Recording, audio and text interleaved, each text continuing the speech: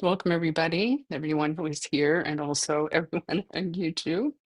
Uh, we're going to get go. Pardon me. We're going to get started now. So we want to begin by just getting mind and body together, just kind of settling in.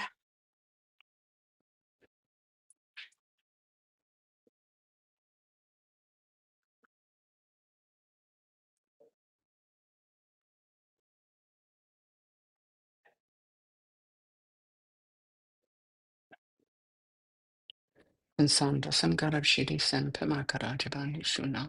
So nignata dengasaso kadena maso water. Omi and Shakinki Podane to some singing quinging over near and some chocolate sun to tsepa. So in a mesha plaso water. So we're going to begin with our bodhicitta motivation. Bodhicitta means awakened mind heart in Sanskrit. In Tibetan, it's Changchupsem. And it the definition is the wish to attain enlightenment for the benefit of all other sentient beings. So it comes from compassion.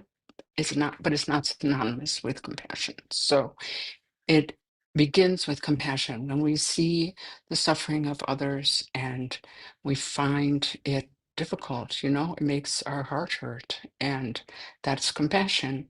And we wish that they would be free of suffering. We want them to be happy. So that's the compassion aspect.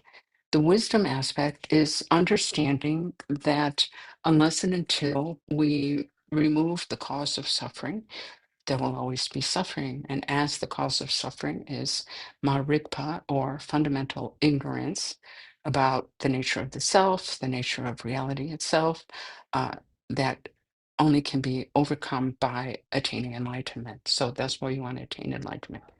If that seems like a bit much for you, that's fine.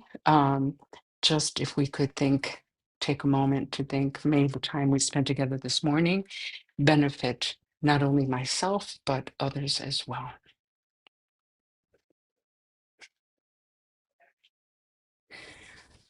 Eileen, would you mind sitting over there so I'm not doing this?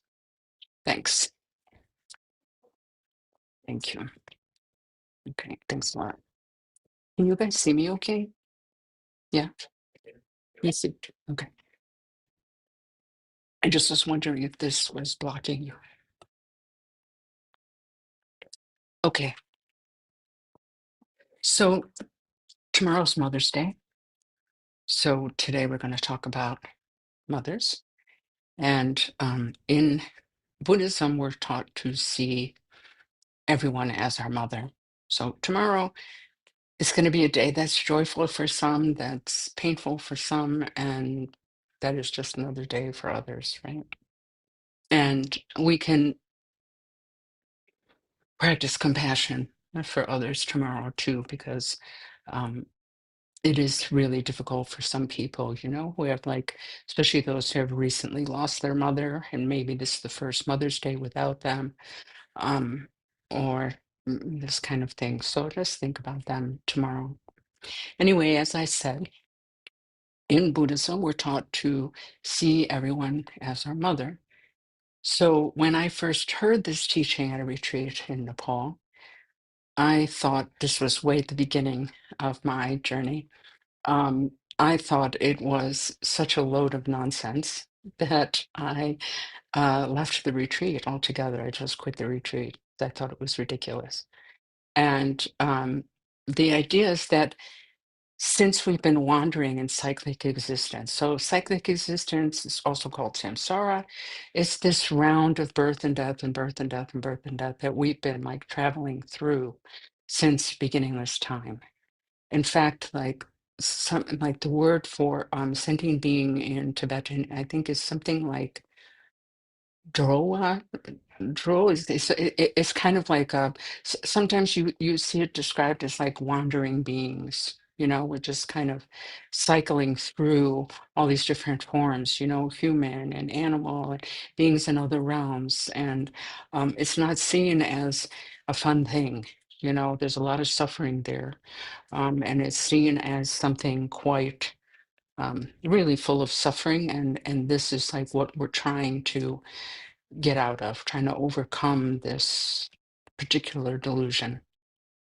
Anyway, um, so the idea is that since we've been wandering in cyclic existence since beginningless time, uh, and have in that time taken every conceivable form, everyone in the universe has been, at one point or another, our kind and loving mother, at least once. So, as such, it's our obligation to repay their kindness by freeing them from this round of birth and death. So, at that time in Nepal, I didn't believe in rebirth. And anyway, even if I did, I found that it was quite a stretch to think that at some point every single living being had been my mother. In any case, by the same logic, everyone had also been my hated enemy, right? So, like, what's the point? Everyone's been everything to everyone, you know? Everyone's been your dog, everyone's been your cat, everyone, you've been everyone's dog and cat, and it's kind of every conceivable relationship has been had because of you just have to think of this inconceivable length of time, right? And that's how that sort of logic plays out. Uh, but anyway, so this was my thinking, and I just thought it was ridiculous, like I said. So I left the retreat, and on the way back to the guest house, I thought, well, why not try it? Why not? Like, what does it feel like to see everyone as my mother? So I started the practice, and I really encourage you to do this. Regardless of your beliefs, I really encourage you to do it. It's very, very interesting, very surprising. So I saw this, I was just sitting in like a tea house, this sort of open air tea house, and I saw this tiny, like 4.5 feet maximum, old woman uh, in a green sari carrying like an 8 foot tall pile of branches. Now, that's really heavy. Just a couple branches is nothing, but when you make an 8 foot tall pile of that, that's extremely heavy. Um, So, uh, um, and she was old on top of it and small, right? So I just looked at her and I was like, well, this is my mother, you know? And suddenly, like, rather than a vague sense of pity that I might have otherwise felt, I became intensely interested in her, you know? What was her life? Why was she like that? How did she like get in this position? And but more importantly, like her pain and her suffering, um it just became unbearable to me, just like it would have had it been my own mother carrying that load. Like, I just pictured my mother, and I'm really fortunate that I had a very good mother. We had a good relationship for the most part, and just to imagine her having to carry something like that on her back, I couldn't bear it. So then I just turned my attention to other people. This young boy serving tea in the restaurant was my mother. The mangy dog in the street was my mother, right? The lovely young woman with a gold ring in her nose, was my mother. And I cared about all of them when I thought of them that way. And I wanted all of them to be free from suffering and to be happy, you know.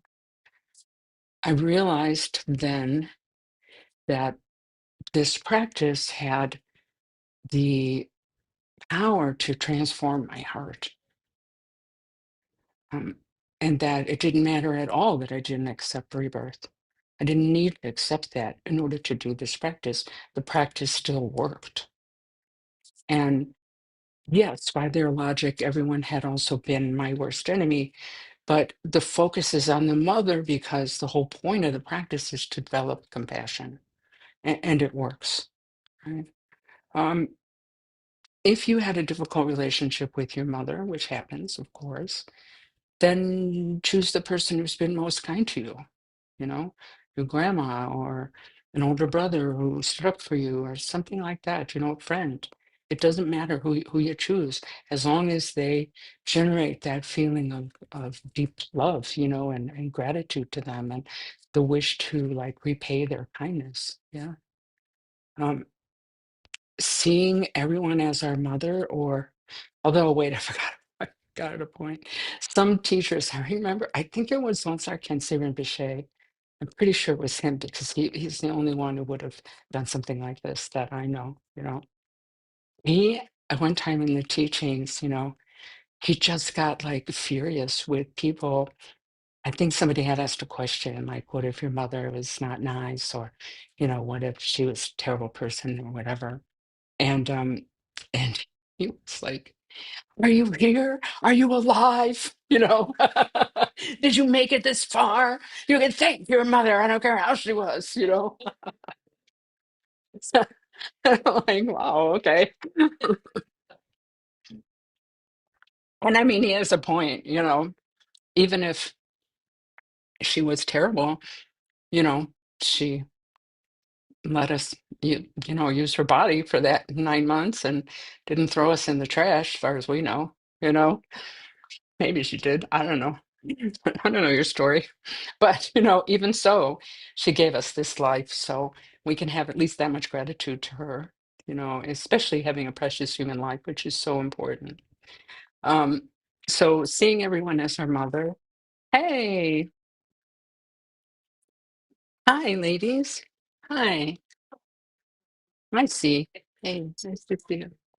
It's a long way home. So, we're discussing everyone has been your mother in a previous life.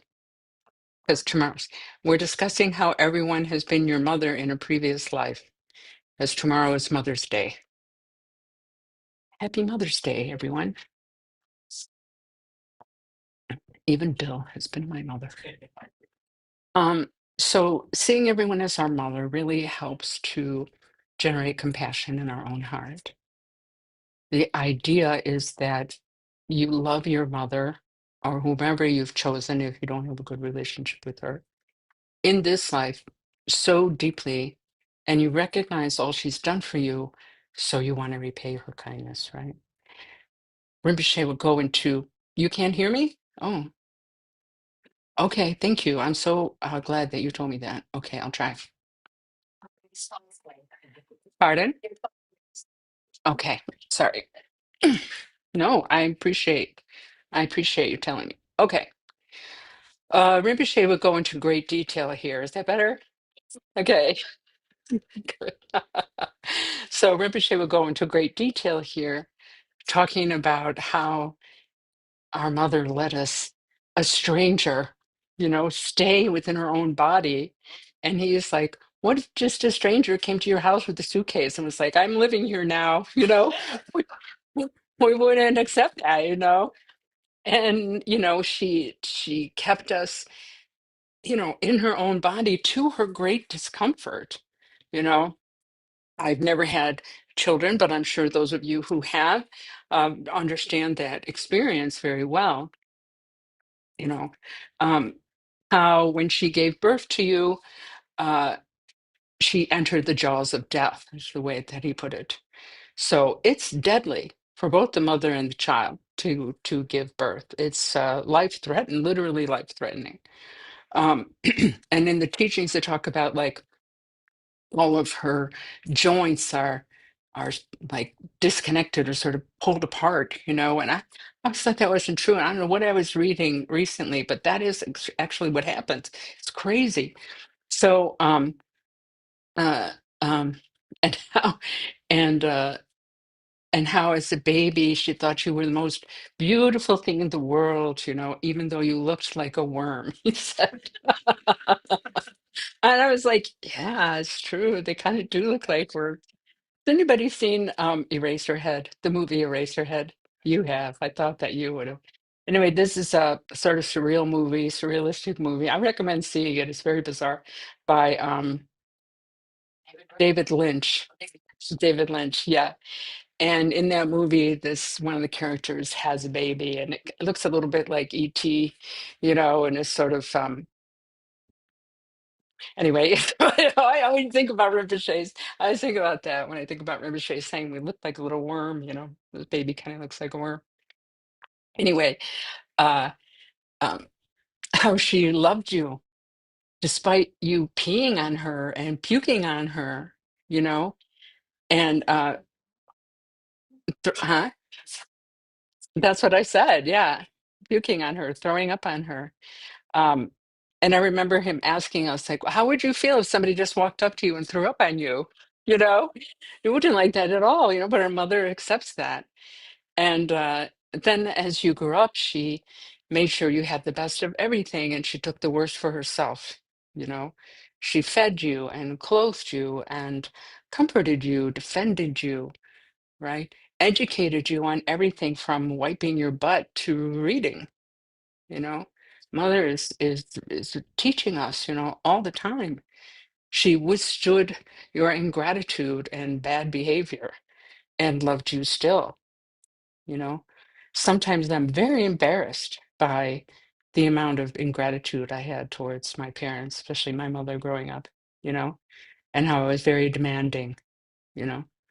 I couldn't, and she would, I don't know. I remember being in kindergarten and it was going to be picture day. And I had kind of, I guess, fine hair, but there was like this heavy, really pretty kind of barrette that I wanted in my hair. And my mother was arguing with me about it because she thought that it wouldn't work because of my hair. And I just was like, just do it. I'm like, oh my God. And she did it. I still have that picture. Every time I see that picture, I'm like, you little shit, you know? But so, and other times where I just expected her to do things that I could have done myself, like as a teen, or as an older child, I need you to iron this. She just should have said, just iron it yourself. Like, I don't know. Anyway, it was frustrating for me when I got older to understand, to see like my own crappy behavior, but also to see her meekness or sort of allowing people to walk all over her. I just was like, I wish, she hadn't anyway. So we don't need, it's not therapy. Okay, so um uh, so seeing everyone as your mother also connects us to all living beings, right? And this is important, right? Because first, it's true, we're connected to all beings, whether we realize it or not. And second, because we're trying to attain enlightenment for all sentient beings, right? And it can be challenging to feel connected to them, to really care about them, right? They just seem as this like big, you know, amorphous blob in a way. And like, I don't know them, you know. Do they even go to this school? No, they don't go to this school. Right? You guys are all like, "Mm, I spend too much time online." I think that's the answer. Thank you, by the way. Yeah. Um, uh, so we're all connected, whether we realized it or not. And I mean, if you think about it, like Rinpoche talks about this too, which I found so helpful. Um, and he's like, you might feel like, you're very independent, and Americans are particularly known for this, right? Rugged individualism, right? But really, you're not. You're dependent on everyone. You know, if we just think about our food, which, we are normally eating every day, we have depend on so many beings for that, right? the the the farmers and the pickers and the transporters and people who load the shelves in the store and check us out, like all those, you can go infinitely in that direction, right? If you drove to the store to do your shopping, somebody made that car, somebody's keeping the roads up, you know someone's gouging you for the gasoline to fill your car, you know right? um uh, someone gave you a job, to be able to afford the car and the overpriced gas. It's not actually overpriced. Americans are, we have big subsidies, so it's much more expensive in Europe. But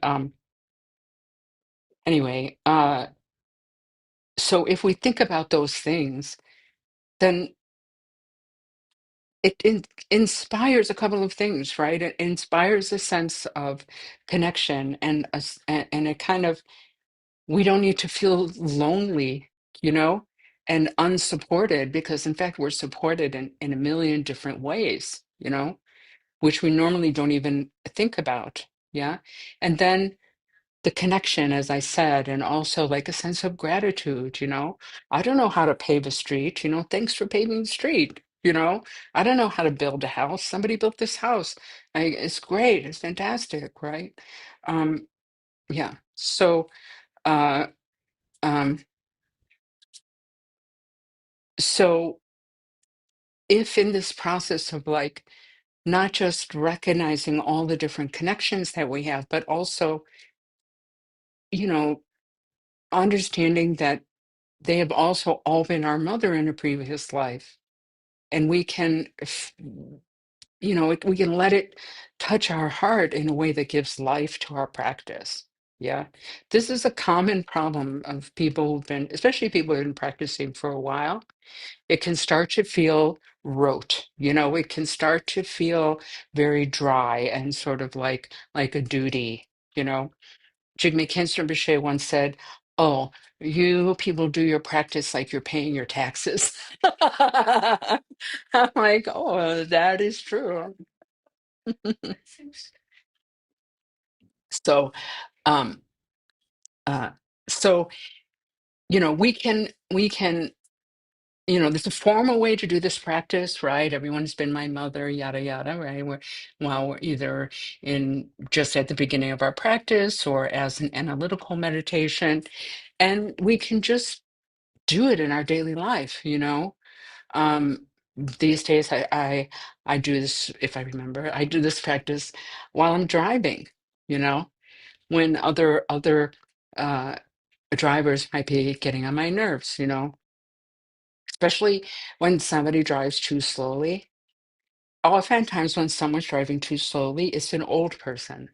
You know, and I will find myself behind them getting frustrated, and then I remember this and I'm like, yeah, and then when I pass them, I look over and sure enough, it's an old person. I'm like, that could be my mom, you know?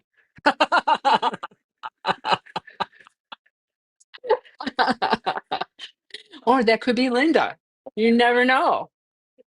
So, um, uh, you know, um, and I do it when someone has hurt me, you know, or when I feel dislike for someone for like no reason. Uh, or I do it when I should help someone but don't want to, you know? Because I know if it were my mother asking that, I would jump at the chance, you know? She passed away 20 years ago now. Uh, and really, what I would give to be able to do something for her, you know, right now, it would be my greatest joy. Um, uh, and I do it when I don't want to meditate, when I don't want to practice, you know? There's plenty of times, as I said again, like at the beginning, we're very fresh. I remember Rinpoche saying that when I first started sharing the Dharma with people, and I went back to France and, told them how it was going. And, oh no, I think we were on the phone. Yeah. And I was like, "Oh, I really like these people. They're great," and he was like, "I know. Aren't they fresh?" And I'm like, "Yes, they're very fresh," So in the beginning, we have this kind of enthusiasm and so forth, and as time goes on, it can start to wane. So we want to remember this kind of thing, right? So ultimately, the entire point of this practice is to benefit others. So we need to inspire ourselves. We need to, wake up our heart, right? By thinking of others and considering everyone has been my mother in a previous life, or my best friend, my grandpa, my brother, my sister, whatever it is, whatever you need to inspire that in your heart. And so I really want to help them. And I know this practice is going to benefit them eventually. Even now, it benefits them, it benefits everyone when we practice. You know, we might not realize it, but it's really true. Even if just we're only meditating, even if we're just doing mindfulness or breathing practice, the fact that we're more aware, the fact that we become a little calmer, a little more patient, all of those things benefit every person we come in contact with. So it's really helpful. And that's another thing that we can try to remember when we don't really feel like practicing. We can just remember this kind of things. So I invite you to do this practice frequently, as often as you can, whenever it occurs to you. You don't need to believe in anything. Just do it, and let it transform your heart. Okay. All right. So let's do some meditation. Okay. All right. Okay. So if you are sitting in a chair, you just want your feet flat on the floor in front of you. If you're sitting on the floor, on a cushion, or on your bed, just cross your legs in whatever way is comfortable for you. Okay. Then all the other instructions are the same. So you can have your hands palms down on your legs or right hand on top of left like that in your lap, or with your fingers touching, thumb like this and your thumbs like that, like you're holding a goose egg. Okay. Back is straight but relaxed, so you don't want to be like this, just straight. Back of the neck is also straight, so your chin's going to be tucked in a little bit. Shoulders should be back a bit. Arms just relaxed. Mouth is closed but relaxed. Tongue resting on the roof of the mouth. Breathing through the nose. Ideally, your eyes are half open. Looking down a few feet in front of you, just a relaxed lowered gaze. So that's the posture.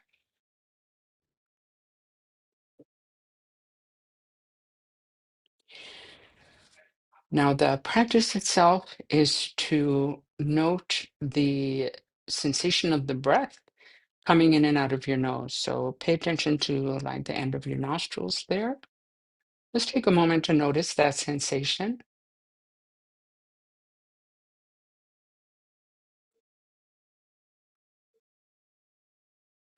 So the aim is to keep a continuous, relaxed awareness of that sensation without getting distracted.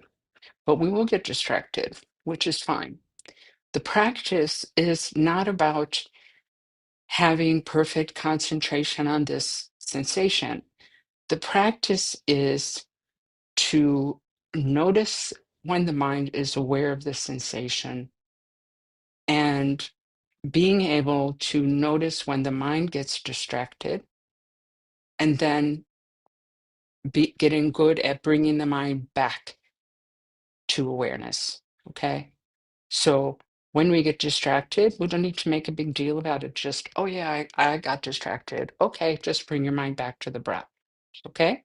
So let's begin there, and then I'll give you more instructions as we go. Okay. So please begin that now. I'll ring this for you guys.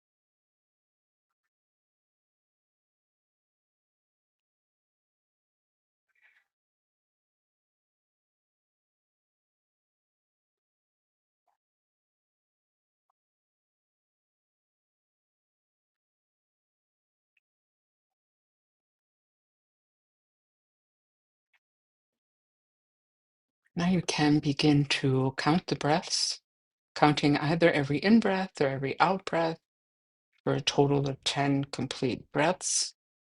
The counting helps us to realize more quickly if we've gotten distracted because we will have lost count.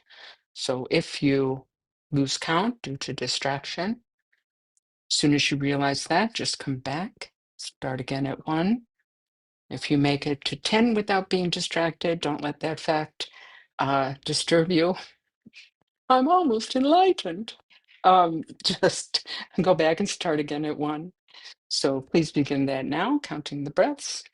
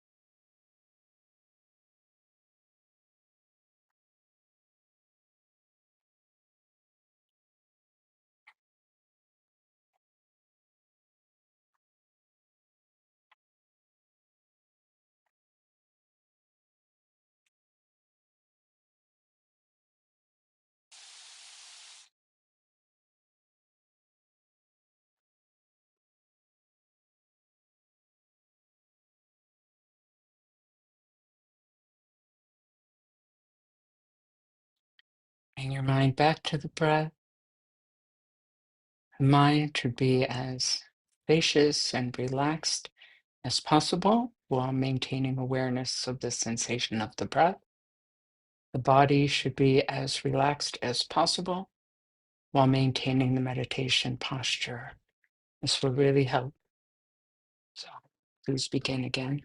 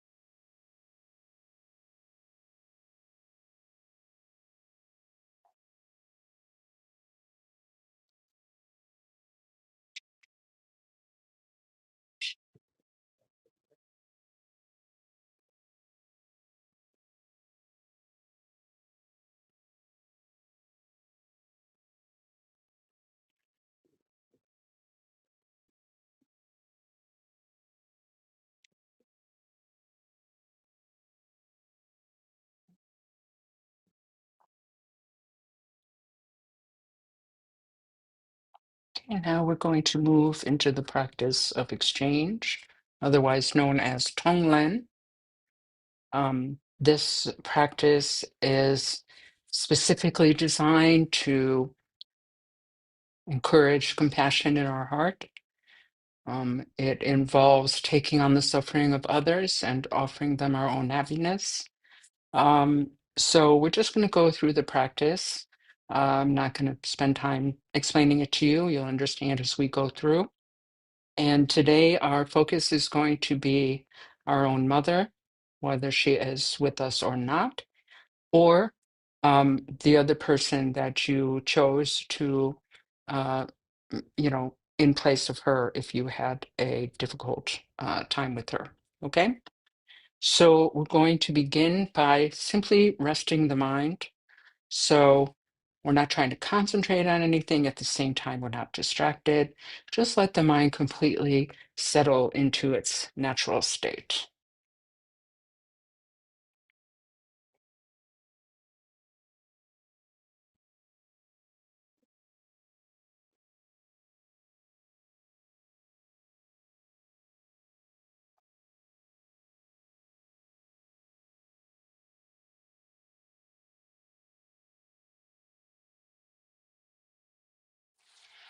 Now, imagine in your heart center a very bright white light like a shining star. And then consider that you're breathing in gray smoke, hot, dark, and heavy through all the pores of your body.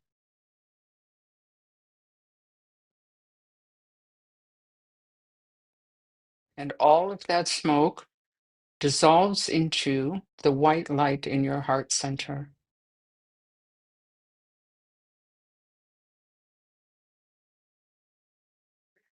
Until there's not a single particle of smoke left. There's only light.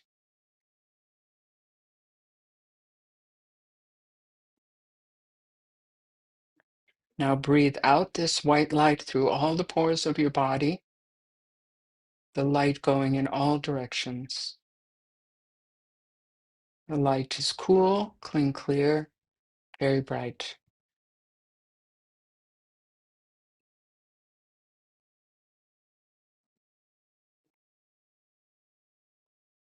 Now imagine in front of you your own mother or the person you chose in replacement, but I'm just going to talk about the mother, it's easier.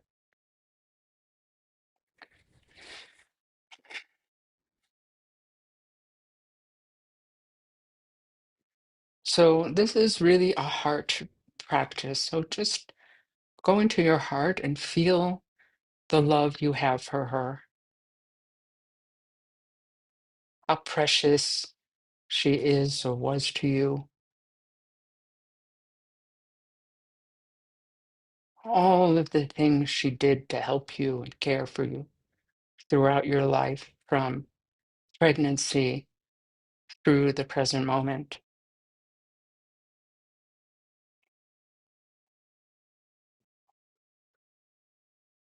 how she sacrificed herself for you, how she comforted you, hugged and kissed you, listened to you, did her best to train you to be a good person.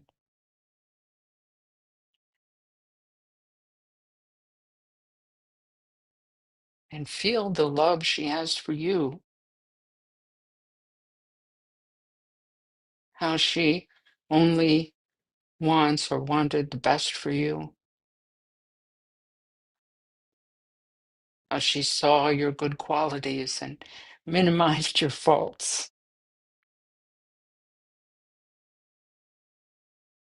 how she loved you unconditionally.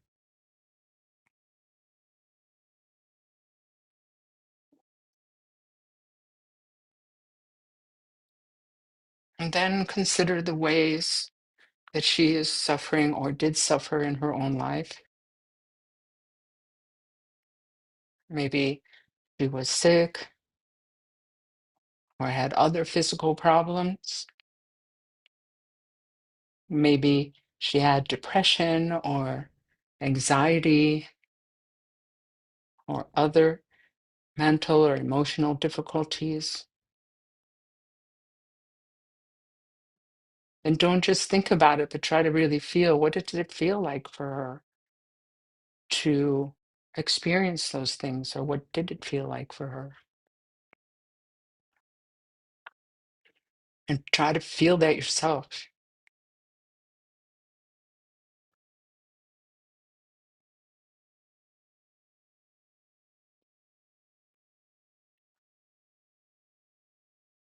And then imagine that all of her suffering, whatever it is or was, takes the form of gray smoke, hot in temperature, dark, heavy, and it leaves her and it comes to you.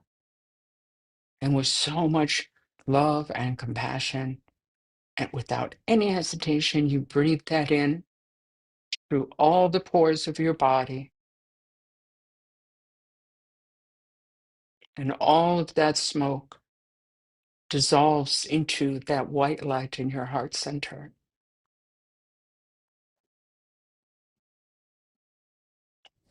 until there's not a single particle of smoke left.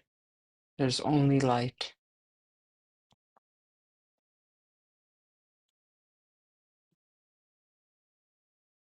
And then you offer her your own happiness. Consider that you're giving it away. You won't have it anymore. It belongs to her now. Your own happiness, your own good fortune, anything and everything she may need to be happy, to feel good, to feel better, to be healed. And adding to that, the wish that she attain full and complete enlightenment in this very life or in whatever life she has now. And all of that takes the form of white light, cool, clean, clear, very bright. And you emanate these rays of light through all the pores of your body. And when the rays of light touch her, her suffering just completely evaporates, lifts off of her, and she is healed, relaxed, and happy. And you feel very joyful for being able to do this for her.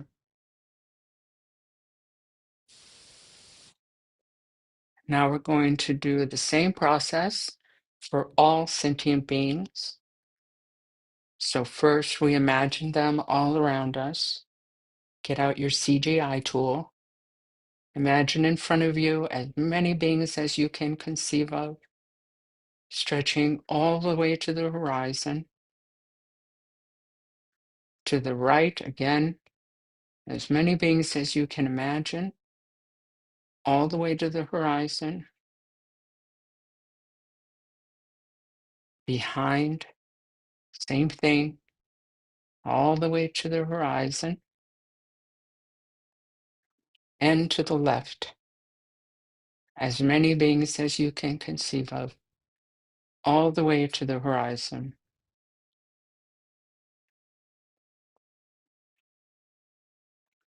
So now you're in the middle of a sea of mother sentient beings,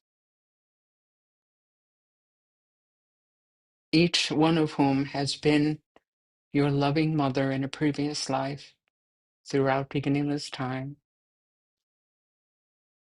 Each one of whom, like you, just wants to be happy, just wants to be free of suffering. And each one of whom, like you, is suffering nonetheless.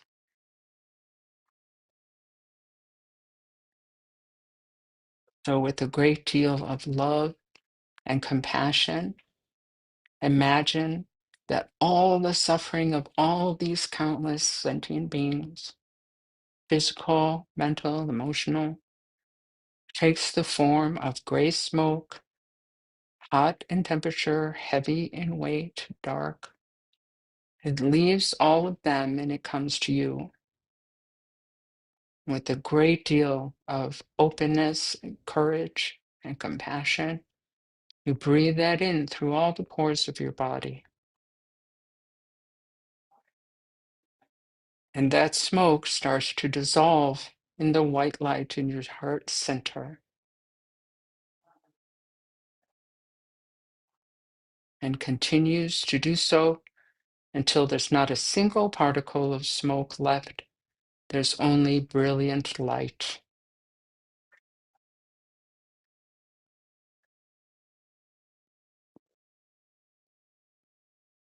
Then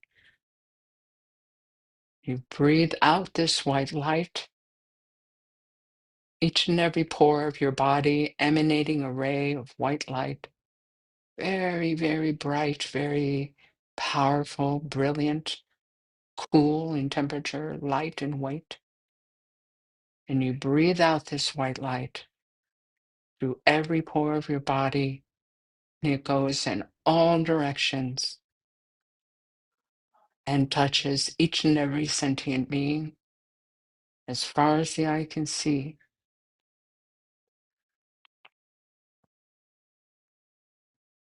And you're in this light is your offering of your own happiness, your own good fortune, anything at all that they may need, and the aspiration that they attain full enlightenment in this life.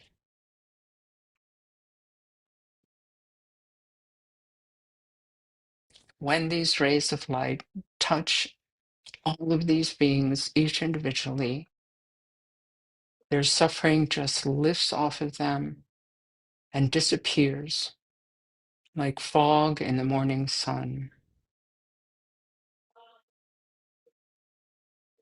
They feel so happy, so relieved to be free of this burden,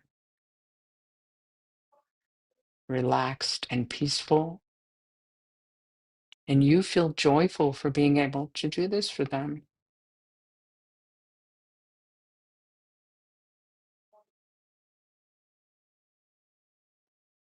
Now, let go of the visualization. Just gently bring the mind back to the breath and into the present moment, here and now.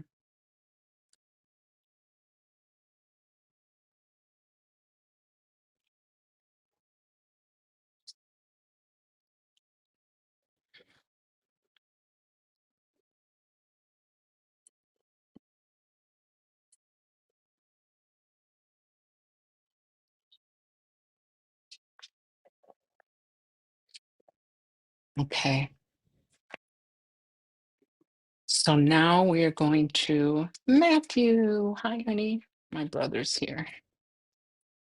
Now we're going to do the closing prayers. We're just going to do them in English, beginning with the long life prayers for the Dalai Lama and our teachers and all teachers. These are kind of aspirational prayers, like wishes. Okay, going to share this, but you can download it in the description box. So let's begin. In the celestial realm, encircled by snow peaks, you are the source of every happiness and benefit. Tenzin Gyatso Avalokiteshvara himself, may your lotus feet remain firm for 100 eons. Om Swasti, in the vast expanse of your fearless wisdom, Sherry, the one below it, shine the 100,000 cooling light rays of your all-pervading great love, dispelling the anguish of beings in this degenerate age. O supreme jewel of space, regent of Buddhas and Bodhisattvas, remain with us continuously, we pray. Om Swasti, through dependent causation and the blessings of the infinity of long life deities, may Pema Wangyal, prophesied magical emanation of the Taklon Setro, be firm in body, speech, and mind, like the king of the sounding drum Amitabha. And may the great waves of his wishes for the teachings and beings spread out to their ultimate extent. We pray for the good health of the lamas. We pray for their precious lives to be long. We pray for their activities to spread and increase. May we be blessed, never depart from them. Then the next page. By this merit, may all attain omniscience, may it defeat the enemy and wrongdoing. From the stormy waves of birth, old age, sickness, and death, from the ocean of cyclic existence, may I free all beings. May bodhicitta, precious and sublime, arise where it has not yet come to be, and where it has arisen, may it never fail, but grow and flourish ever more and more. As long as space endures, as long as sentient beings remain, until then, may I too remain and dispel the miseries of the world, ever absorbed in the display of divine forms and primordial awareness, appearance, sound, and perception in the state of divinities, mantras, and dharmakaya. May I, inseparable from the practice of the profound and secret great yoga, attain within the essence of mind the state of one taste. Then we do the 100-syllable mantra together. Om Vajra Sattva Samaya Manupalaya Vajra Sattva Tenopa Tishta Drido Me Bhava Suto Kayo Me Bhava Supo Kayo Me Bhava Anurakto Me Bhava Sawa Siddhi Me Prayatsa Sawa Kama Sutsa Me Chitam Shriyam Kuruhun Ha ha ha ha ho Bhagavan Sarvatata Gata Vajrana Me Munsa Vajriba Mahasamaya Sattva.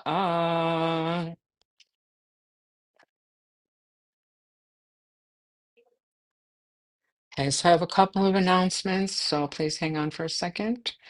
Um, First of all, there's from June 7th, which is a Sunday, we're going to be doing meditation at the centering space in Lakewood, which is right next to Lakewood Park. Okay. Don't listen to your GPS. Okay. The GPS will definitely take you the wrong way. So they are behind Lakewood Catholic Academy. So you want to go down, you want to go north on Cook and go like behind the school. There'll be signs directing you to the center. And there's a parking lot there and you can park. It'll be the same time, 10:30 to 11:30. Okay. But Sunday mornings. So I hope that you can join us there in person. Of course, we will continue on YouTube. Um, let's see, how many more do we have before our break? Let's see. Uh, hmm. So the next, because we have our spring break from May 15th through the 26th. So there'll be no meditation on the 16th or the 23rd. So our next meditation will be just online on Saturday, the 30th. Okay, same time. And then after that, it will be June. So from June 7th, we'll be at the centering space and continue on YouTube for those who cannot make it. Okay. Um, During the break, there's going to be 2 Buddha days where we do the Buddha sadhana. That will be led by the people. I probably won't be able to do that because I will be at this event. Newsletter should be coming out today or tomorrow, and that will tell you everything else that's going on, which is actually quite a lot. Okay. Let me just we have a new class coming up in mid-June, mid to late June, called Women in Buddhism. I don't know, that will be on, we always do everything on Zoom, okay? So if you can't make it, you can't be here, don't worry about it. Just join us on Zoom. But that class, I don't know where that will be yet. I'm trying, I would like to have it in person also, but we have to work out some things. So venue to be determined. If you can afford to make a donation, we really appreciate it. We really need it, you guys. So please, consider that. We have a lot of expenses, even though we don't have a physical space, there's still a lot of expenses. So please consider that. If you're on YouTube, like, subscribe, comment. Okay, this is just to bring more people to our channel, to make the algorithm work properly, so they start, recommending our channel. We're so small right now. We have like less than 400 viewers, like three something viewers, subscribers rather. That's fine, no problem. Da da da da. So yeah, newsletter will come out soon with all this information in May. I just want to pull that up for a second so that I don't forget anything. So first of all, there's a very special event in upstate New York with His Holiness Psychic Chichen. It's like a week long. If you can make it, please try, and you don't have to stay for the whole thing. You don't have to start at the beginning. Even if you can just go up for one day, it's really worth it. So I recommend doing that. We also have a Kempo coming to Cleveland. And he will be giving us teachings on Thursday, May 28th, at someone's house in Brecksville. So that information will be in the newsletter. What else? Let me see here. Hold on. Da-da-da-da.